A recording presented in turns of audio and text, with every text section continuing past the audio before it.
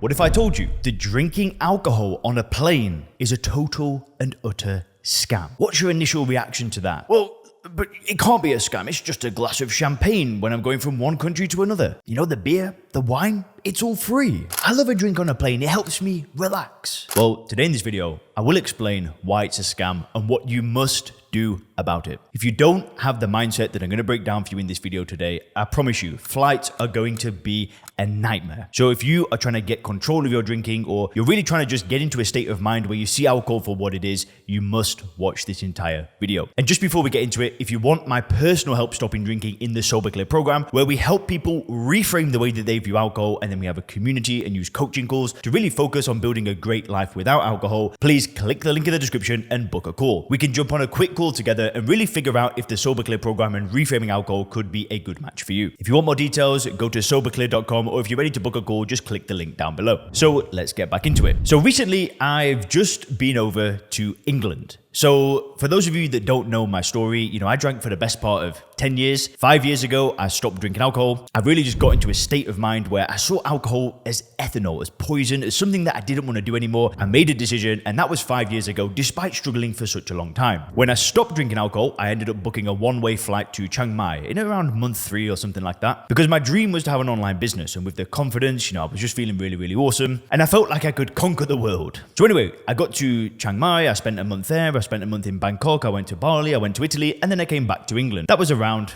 6 months into things. Then after that, I moved back to Thailand. And actually, I have not been home since then. I've not been home for like 4.5 years. I've seen my family, they've come to visit me, but I've not been to England in such a long time. And for those of you, by far my most asked question is, where on earth is this accent from? Well, I'm from Lancashire. I'm from the northwest of England. I must get that question asked once a day. In fact, people don't say, Leon, how do I stop drinking? They say, where on earth is this accent from? It just makes me laugh. But I'm from Lancashire. So me and my girlfriend, we had this amazing trip in England, and then we were on the way home. I remember walking into the airport, and this is, 9 in the morning, whatever it was, and they're holding a tray of drinks. They're offering you a free shot of this gin or whatever it was. Then we get on the plane. There's people drinking champagne. There's people drinking wine. There's people drinking beer. And when I was on the plane, I just stopped for a second. I was like, what is actually going through these people's heads? What are they thinking? Because if I could understand the choices that they're making, if I could understand the thought process behind those decisions, not only is it great for me, but I can also share it with you guys on the channel. And I thought about it, and I thought, well, what would have I thought if I was still drinking and I got on a plane?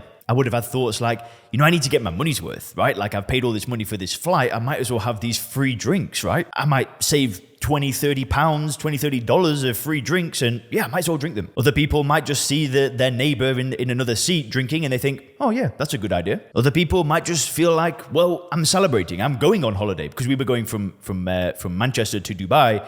A lot of the people on that plane, they were going on vacation, on holiday. So maybe they were just thinking, well, let's celebrate. Let's have a good time. And I actually sent this out as an email. I wrote an email to the people that subscribe to my emails, and I'll break down a little bit more about what I put in that email. But when I put the email out, I did get a few negative responses, which is all good. I mean, you don't need to agree with everything that I say, but a lot of those responses were defending the people on the plane that drank alcohol, which I also thought was a little bit strange. People were saying, yeah, but Leon, it's not like this for everybody. You can't judge them. You can't think that they're going to go off the rails just because they've had a few drinks. It's not like that for everybody. It doesn't destroy everybody's life. And I'm like, okay, but why are we defending alcohol and their choices? Listen, I don't say these things from a position of authority over every single drinker in the world. Absolutely not, right? There was some merit in what those people said. It's absolutely true. It doesn't destroy everybody's life. But if I was on that plane and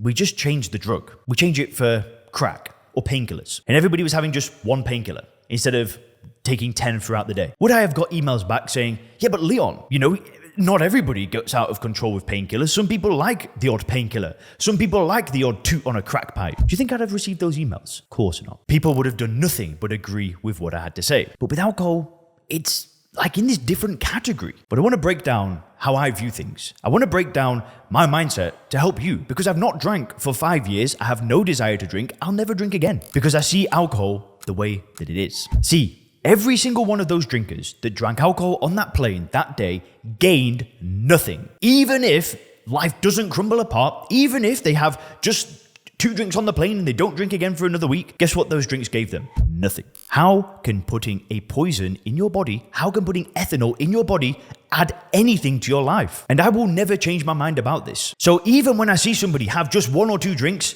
I don't feel like I want to be part of it. To me, if you're defending somebody else that drinks alcohol, there can almost be a small flaw in your own mindset. Sure, you know what? You don't need to judge them. You don't need to criticize them. You don't need to upset them. But you need to know in your head that what they're doing is not normal. It's not normal to drink any amount of ethanol. And listen, hey, do you know what? Maybe this is a bit toxic. Maybe my mindset is too black and white. Maybe there is a middle gray ground. But I don't care. I'm not trying to mess around. I'm not trying to change how I see alcohol and make it in a better light, because there's nothing good about it. But I'm trying to show you how I view alcohol, right? I'm trying to show you the state of mind that I'm in when I think about alcohol. And yeah, do you know what? It's extreme, but that's what's required. You need to have such a strong worldview that can never be penetrated. There is nothing admirable about drinking a small amount of ethanol. And if you ask me, if you feel the need to go and defend normal drinkers, people that drink a few drinks, and you still see an ounce of glamour or admiration in those people, then I'm not trying to say that you're going to relapse, right? I don't want to say that. I don't want to be negative towards you. But to me, there's still work that you need to do. Because despite a glass of champagne, a glass of wine being free on a plane, it isn't free at all. Number 1, you gain nothing. But number 2, it will cost you. It'll cost you your health. It'll cost you your relationships. It can cost you your clarity. It's going to cost you your happiness. It could cost you $200,000 over the course of a lifetime, if not far more. And for some people, it can cost them their life. Why are we defending this? Anyway, if you click the video on the screen now, you can learn why a drinking problem exists with a new system to get control. Have a great day.